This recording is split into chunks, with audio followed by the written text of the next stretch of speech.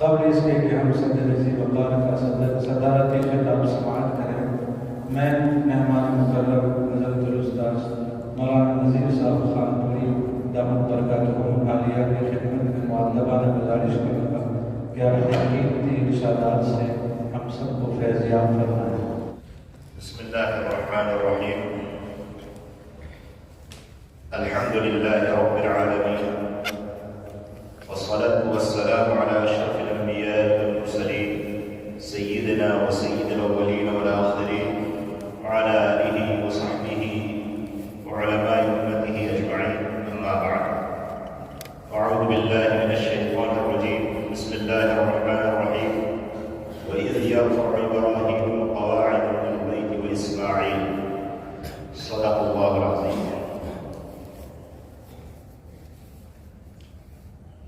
بہت ہی عزتوں اور رفعتوں کے حامل اور ہم سب کے محترم حضرت صدر محفل زینت معالیہم محتمم جامعہ دامت برکاتہم العالیہ، حضرات کے اساتذہ کرام، مہمانان عظام اور عزیز طلبہ، السلام علیکم ورحمۃ اللہ وبرکاتہ۔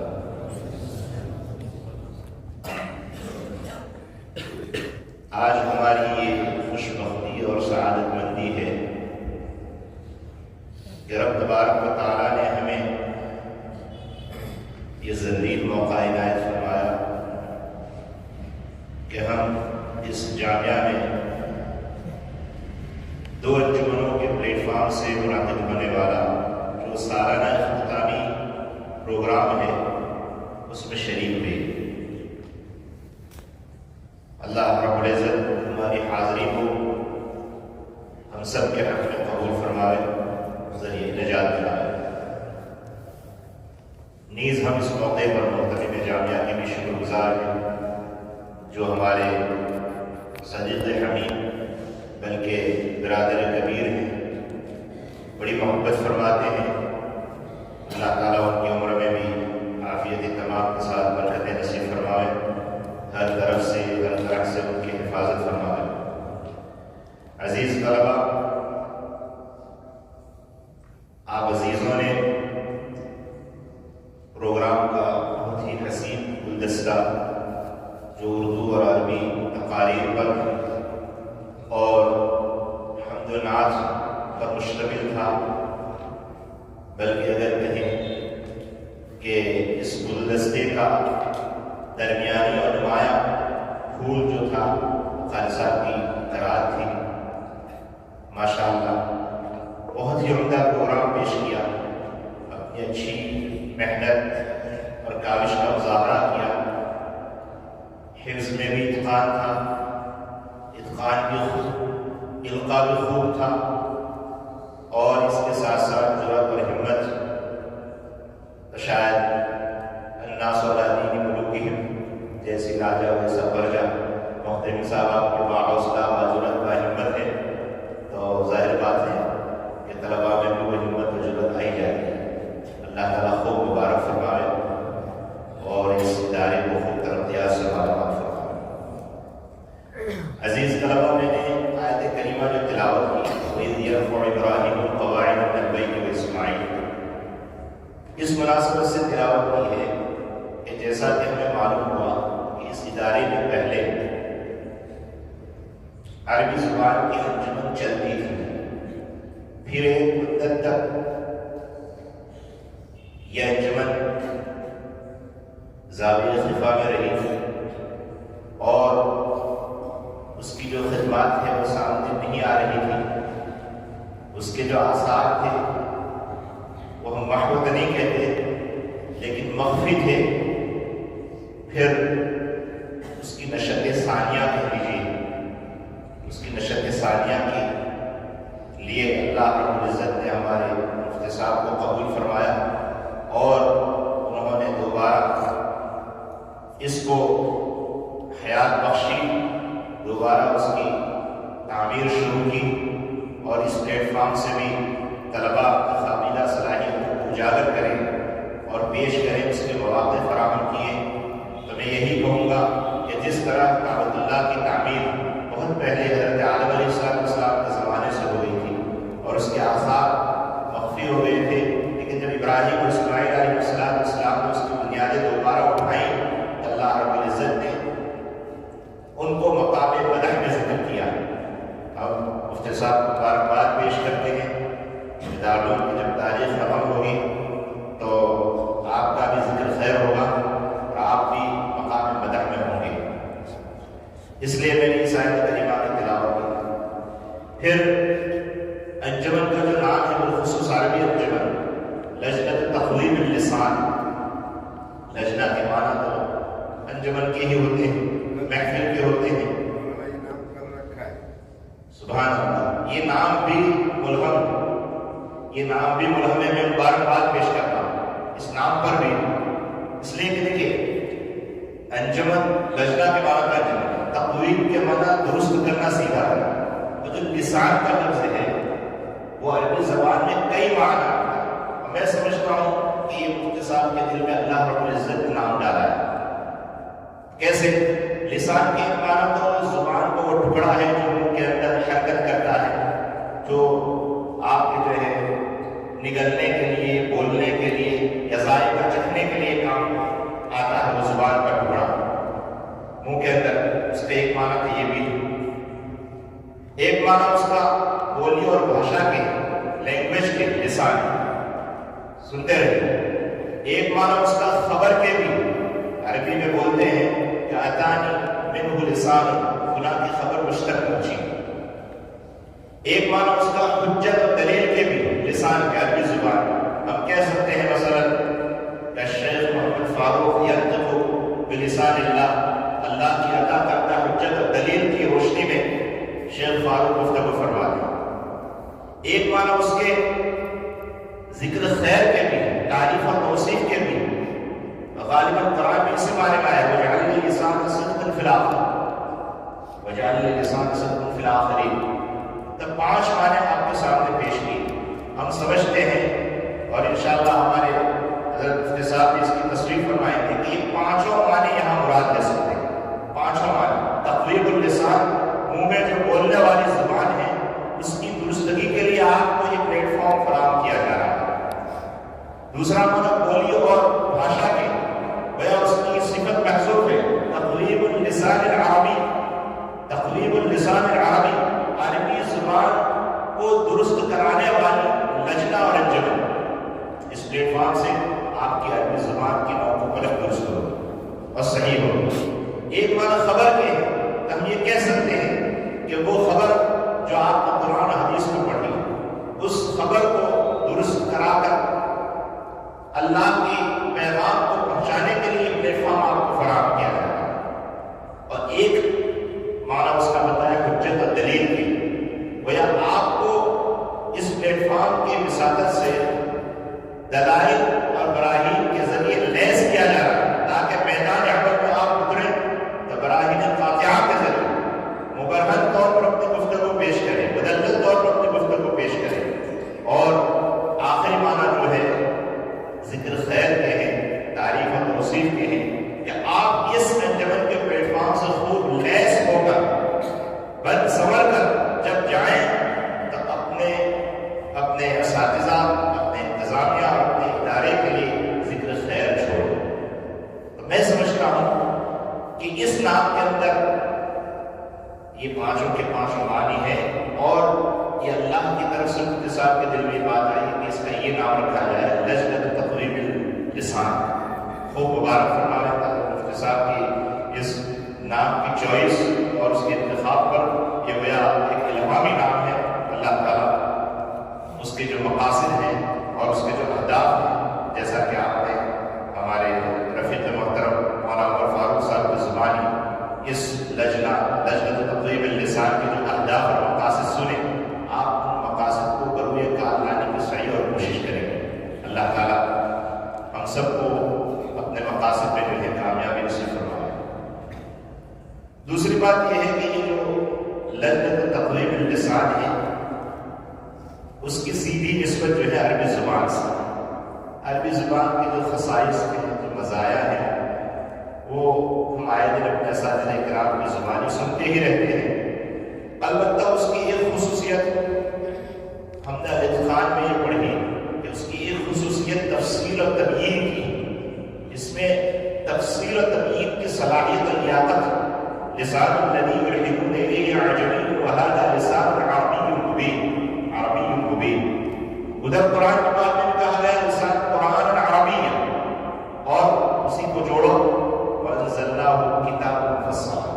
تو تفسیر و تبیین کی اس کی خصوصیت اور تفسیر و تبیین یہ یوں سمجھے کہ منصب نبوت کے جو کہ اہم جو ذمہ داریاں ہیں ان میں سے ایک ذمہ داری آپ علیہ السلام کے لیے کہا گیا ہے لِتُبَيِّنَ لِلنَّاسِ. اسی لیے الاتقان میں علامہ سیوطی علیہ الرحمٰن نے اس بات کا دعویٰ کیا اور یہ سیوطی ہی کر سکتے. بہت بلند پایا شخصیت سبھی واقع ہیں، جلالین آپ پڑھتے ہی ہیں، بلکہ ان کے بعد میں کسی نے یہ لکھا ہے کہ مَا مِن فَنٍ إِلَّا وَلَهُ مُصَنَّفٌ. کوئی فن ایسا نہیں ہے کہ جس پر کی تصنیف و تعلیم کرے. یہ ان کو حق پہنچتا ہے. انہوں نے اس بات کو دلیل کے ذریعے دعویٰ پیش کیا ہے کہ ہر نبی پر آنے والی وحی عربی زبان میں ہوگی. اور انہوں نے دعویٰ پیش کیا کہ قرآن پاک میں وَمَا أَرْسَلْنَا مِن رَّسُولٍ إِلَّا بِلِسَانِ قَوْمِهِ تک کہا، لیکن وَمَا أَنزَلْنَا مِن كِتَابٍ إِلَّا بِلِسَانِ قَوْمِهِ نہیں کہا. تو وحی تعلیم کی عربی زبان، لیکن پھر اس کو آپ کے جو ہے اس کی ٹرانسلیشن کرتے تھے، اس کی ترجمانی کرتے تھے نبی اپنے علاقائی یا قومی زبان میں. اس لیے حبر الامہ مفسر قرآن حضرت عبداللہ بن عباس رضی اللہ تعالیٰ عنہ کی جانب یہ بات منسوب ہے. وہ فرماتے ہیں کہ ان لغت و لسان ابینا آدم علیہ السلام كانت العربیہ اذا اخطأ فأكل ما أكل وأخرج من الجنة فصلب منه هذه اللغة. کہ ہمارے دادا یا باپ حضرت آدم علیہ السلام کی زبان بھی عربی تھی. ان سے جو چوک ہوئی، اس چوک کے بعد جب جنت سے دنیا میں اتارے گئے یہ زبان ان سے چھین لی گئی اور سریانی زبان اس کی عوض میں دی گئی. لیکن جب حضرت آدم علیہ السلام نے توبہ کی تو اس کے بعد دوبارہ یہ زبان آ گئی. بہرحال یہ جو زبان ہے اس کی ایک خصوصیت کی ہے. یہ خصوصیت بڑی مشہور ہے کہ ایک لفظ کے کئی معنی ہوتے ہیں، کئی معنی. ضربہ ہی لے لو تو سمجھتے ہیں اس کے معنی مارنے کے، لیکن ضربہ مارنے اور پیٹنے کے. تو ضربہ لو مثال پیش کرنا، ضربہ لو اعراض کرنا، ضربہ فی الارض سفر کرنا، کئی معنی. للضرب ضروب، ضرب کے کئی معنی. ایسی ہی ایک خاص اہم ترین خصوصیت اس زبان کی اشتقاق کے ذریعے، اشتقاق کی افادیت اور نافعیت. یہ کسی زبان میں نہیں. مثلا آپ ایک لفظ لے لو، بلکہ حروف لے لو، قاف با لام. اب اس سے آپ بناتے چلے جائیں قبیلہ، اس کے معنی آتے ہیں خوشی کے ساتھ کوئی چیز قبول کرنا. اقبل متوجہ ہونا، تقبل قبول کرنا، تقابل اس کے معنی آتے ہیں آمنے سامنے ہونا، استقبل اس کے معنی آتے ہیں استقبال کرنا، کسی کو ویلکم کہنا. اور اسی طرح قبل اس کے معنی آتے ہیں بوسہ لینا. ایک ہی معنی اشتقاق، لیکن آپ دیکھیں مختلف معنی کرتے ہیں. یہ عربی زبان کی خصوصیت بہت وسیع اور بہت ہی زخار زبان ہے.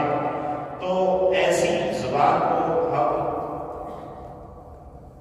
درس میں بھی پڑھتے ہیں، لیکن پھر اس میں نکھار پیدا کرنے کے لیے، مزید اس میں ترقی کے لیے اس طرح کی انجمنیں قائم ہوتی ہے ان کے پلیٹ فارم سے آدمی جو ہے اس زبان میں اور زیادہ نکھار پیدا کرے. اور جو مقاصد و اہداف ہیں انجمنوں کی تاسیس کی، وہ محنتوں کے ذریعے بروئے کار لایا جا سکے.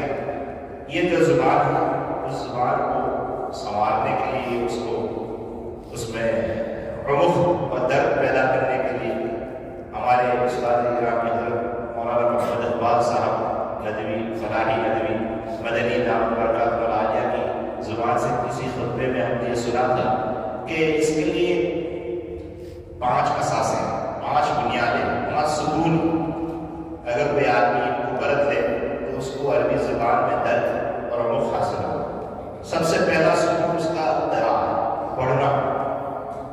جب تک ہم نصوص کو پڑھیں گے نہیں، چاہے نصوص قرآنیہ ہو، نصوص حدیث ہوں یا ادب کے نصوص ہوں، تب تک ہم جو ہے اس راہ میں ترقی نہیں کر سکتے، بلکہ چل بھی نہیں سکتے۔ قراءت تو اس امت کا اہم عنصر ہے، یہ تو امت ہی امت اقرا، روز اول سے اسی کا پیغام دیا گیا ہے۔ تو ہمیں اس زبان میں درک حاصل کرنے کے لیے، عمق حاصل کرنے کے لیے ہمیں پڑھنا پڑے گا۔ پڑھے بغیر جو ہے ہم آگے نہیں بڑھ سکتے۔ کتاب ہمارا بہترین ساتھی ہونا چاہیے۔ عز مکان فی الدنیا سرج صابری وخیر جلیس فی الزمان، کتاب ہمارے مفکر ملت حضرت عیسی رحمۃ اللہ علیہ اکثر و بیشتر یہ شعر پڑھا کرتے ہیں، وخیر جلیس فی الزمان کتاب، بہترین دوست یہ کیا ہے؟ کتاب۔ تو پہلا اس کی جو اساس ہے، پہلا عمود اور ستون ہے، وہ ہے القراءۃ۔ دوسرا ہے الکتابۃ، آپ پڑھیں اور اتنا پڑھیں کہ ان کو ہضم کر جائیں اور پھر اپنی تعبیر کو بھی لکھیں۔ کتابت کے بغیر کام نہیں چلے گا۔ آپ علیہ السلام پر وحی کا جب فیضان ہوتا تھا تو آپ کاتبین وحی کو بلوا کر اس کو لکھوا دیتے۔ العلم الصید والکتاب له طیب سیودک بالحبال الواثقہ فمن الحماقۃ ان تصید غزالۃ فتترکها بین الخلائق طالۃ۔ آپ نے پہلی سیڑھی چڑھی، آپ نے پڑھنا شروع کیا، پڑھا، لیکن پھر اس میں سے اہم باتوں کو نوٹ نہیں کیا، اچھی تعبیرات کو جمع نہیں کیا، اپنا کوئی مذکرہ یا ڈائری نہیں بنائی، تو پڑھا ہوا ضائع ہو جائے۔ العلم الصید، علم ایک شکار ہے، اور کتابت له طیب، اور لکھنا اس کے لیے بیڑی ہے۔ شاید کہتا ہے طیب سیودک بالحبال الواثقہ، اپنے شکاروں کو مضبوط رسی سے باندھو۔ فمن الحماقۃ ان تصید غزالۃ، یہ بڑی بیوقوفی ہوگی کہ آپ بڑی محنت مشقت دوڑ دھوپ کے بعد ہرنی کے بچے کو یا ہرن کو شکار کر کے لائیں، فتترکها بین الخلائق طالقہ، اور بستی میں لا کر محلے میں ایسے ہی چھوڑ دیں، اس کو مارتے نہیں، وہ تو باہر نکلے گا۔ یہی حال ہمارے مطالعے کا، ہمارے آپ جو ہے کتب بینی کا، اس کے لیے بھی مطالعہ، ہر چیز کا مطالعہ نہیں کیا جائے، اس کو بھی اساتذہ کی رہبری میں کرنا چاہیے۔ حضرت مولانا علی میاں صاحب کا چھوٹا سا کتاب چاہے اور ایک ندوی عالم کا اور بھی ایک کتاب چاہے، دونوں بہت عمدہ ہے۔ حضرت کا کتاب چاہے میری مطالعہ کی زندگی، چھوٹا سا، ایک دم چھوٹا سا، اور ایک ہے مطالعہ کیوں اور کیسے۔ یہ دو کتاب آپ پڑھیں گے اندازہ ہوگا کہ آدمی کو کیا پڑھنا چاہیے، کیا نہیں پڑھنا چاہیے، کس کی رہبری میں پڑھنا چاہیے، اور اپنے مطالعے کا آغاز کیسے کرنا چاہیے، مختلف طلبہ کیا پڑھیں گے۔ اور ایک چھوٹا سا جیبی اور پاکٹ سائز کا ایک انشاءاللہ مختصر منگوا کر دیں گے بھی، ندوے میں مادہ تقرم کے نام سے پاکٹ سائز کا ایک رسالہ ہے، اس میں درجہ وائز درجہ بندی کہ بھئی کون سے درجے میں خارجی مطالعہ کیا ہونا چاہیے۔ اس کے ساتھ ساتھ مجھے یاد آیا کہ ہمارے حضرت سید ہمارے استاد گرامی حضرت مولانا سید ذوالفقار صاحب رحمۃ اللہ علیہ شیخ الحدیث، انہوں نے بھی ترک سر کا جو نصاب تیار کروایا ہے، اس میں ہر درجے کی درسی کتابوں کے نیچے لائن بنا کر کہ اس درجے کے طالب علموں کو کیا کیا کتابیں خارجی مطالعہ کرنی چاہیے۔ تو اگر کوئی طالب علم براہ راست استاد سے مشورہ نہیں کر سکتا اور یہ خطہ اور خاکہ اس کے سامنے ہے تو پھر وہ مطالعہ کر سکتا ہے۔ تو میں عرض کر رہا تھا مطالعہ اور مطالعے کے بعد، پڑھنے کے بعد کتابت، اس کو لکھنا، نوٹس لکھنے کے، ڈائری بنانے کی، اور جو کچھ مطالعہ کرے اس میں سے اچھی تعبیرات، اچھی باتیں نوٹ کرنے کی، یہ دوسرا سکون ہے۔ تیسرا سکون ہے الاستماع، غور سے سنو۔ زبان سیکھنے کے لیے انما اللغۃ بالسماع، زبان تو سننے سے آتی ہے، استماع یعنی غور سے سننا اور قصد و ارادے کے ساتھ سننا، یہ ہوتا ہے سماع۔ سماع کے معنی تو آتے ہیں وہ چیز جس کو بلا قصد کے بھی سنی جائے اور قصد کے ساتھ بھی سنی جائے، اس کے لیے سماع استعمال ہوتا ہے۔ وَإِذَا سَمِعُوا اللَّغْوَ أَعْرَضُوا عَنْهُ، یعنی لغو کو سماع سے، لیکن دوسری جگہ وَإِذْ صَرَفْنَا إِلَيْكَ نَفَرًا مِنَ الْجِنِّ يَسْتَمِعُونَ الْقُرْآنَ، قرآن کو بالقصد و بالارادہ سنا جاتا ہے، قصد و ارادے کے ساتھ۔ یا اور ایک جگہ ہے يَسْتَمِعُونَ الْقَوْلَ فَيَتَّبِعُونَ اکثر سننا ہے آپ کو سمعیات کا ایک باب ہے. عرب ممالک میں اس وقت جیسے اپنے کتابوں کے مکتبات ہوتے ہیں ویسے ہی مکتبات سمعیات، وہاں الگ الگ کیسٹیں ہوتے ہیں، الگ الگ سیڑھیاں ہوتی ہیں، وہاں سے اچھے اچھے خطباء کو اچھے اچھے قراء کو لے کر وہ سنتے ہیں. تو سننے سے بھی زبان آتی ہے. تو سننا ہے تیسرا سکون زبان سیکھنے اور پڑھنے کے لیے. اور چوتھا سکون ہے حفظ. حفظ آپ کو جو تعبیرات اچھی ملے ان کو یاد کرنا. یاد کیے بغیر کچھ کام نہیں چلے. آپ نے پڑھ لیا، لکھ لیا، لکھا ہوا بہت کچھ سنا، لیکن آپ نے یاد نہیں. حفظ اللغات علینا فرض کفرض الصلاۃ ولا یثبت دین الا بحفظ اللغات. سے شاید ہے زبان سیکھنے کے لیے آپ کو مفردات یاد کرنے پڑیں گے، تعبیرات یاد، اچھے اچھے فقرے یاد کرنے پڑیں گے، تب جا کر آپ ایک زبان کو بول پائیں گے، اس کو غلط پائیں گے، لکھ پائیں گے. یہ چوتھا سکون ہے. پانچواں سکون تحادث، گفتگو. آپ نے زبان پڑھی، عربی زبان پڑھی، اردو زبان. ہمارے ماحول میں، مدرسے کے ماحول میں ہم اپنی مادری زبان بولنا چھوڑ دیں. گجراتی طلبا یا گجرات کے جو طلبا گجراتی نہ بولے، اردو والے اردو نہ بولے، بلکہ عربی بولے، انگریزی بولے، تو انشاءاللہ فائدہ ہوگا. اور ہمیں اردو کی بھی ضرورت ہے. اردو ہمیں اچھی اردو بھی، اس کے لیے بھی اچھے اچھے فقرے یاد کر کے ہم اردو میں بھی ترقی کر سکتے. اچھے اشعار یاد کریں، اچھے فقرے یاد کریں، اچھے خطبات تقریریں یاد کریں. تو پانچویں چیز ہے آپس کی گفتگو. حوار اور تحادث سے آدمی جو ہے زبان میں ترقی کرتا ہے. آپ دیکھیں، آپ نے دیکھا ہوگا اسکولوں اور کالجوں اور یونیورسٹیوں کے طلباء کو کہ ان کو تھوڑی بہت انگریزی آتی ہے. آپ ٹرین پہ دیکھیں گے وہ آپس میں انگریزی بولتے ہیں. وہ دکان کے پاس جاتے ہیں تو بھی ایسا جملہ بولتے ہیں کہ جس میں شاید ہی ایک آدھ لفظ اردو کا ہوگا کہ پورا انگریزی ہوتا ہے. تو جب وہ لوگ انگریزی بولتے ہوئے بھی نہیں شرماتے، تو ہمیں بھی جو شرم کی چادر ہے اس کو اتار کر، چاہے ہم اس میں چوک کریں، غلطی کریں، اس کی پرواہ کیے بغیر ہم آپس میں یہ آپ جو عربی بولے، اچھی اردو بولے، تو انشاءاللہ ہماری زبان میں نکھار پیدا ہوگا. یہ 5 سکون جو ہم نے اپنے استاد گرامی سے سنے تھے، میں نے آپ عزیزوں کے سامنے پیش کر دیا. اب جو ہے اصل خطاب آواز ہم نے حضرت صدر محترم زیرت معالی سے سننا ہے، ان سے استفادہ کرنا ہے. اللہ رب العزت جو باتیں کہی گئی انہیں قبول فرمائیں اور ہمارے عزیز طلباء کو خوب ترقیات سے مالامال فرمائیں. اس ادارے کو بھی دین دنیا رات چوری ترقیات سے مالامال فرمائیں. آمین. وآخر دعوانا الحمدللہ رب العالمین. صلی اللہ تعالی علی خیر خلقہ محمد وعلی آلہ وصحبہ اجمعین. جزاکم اللہ تعالی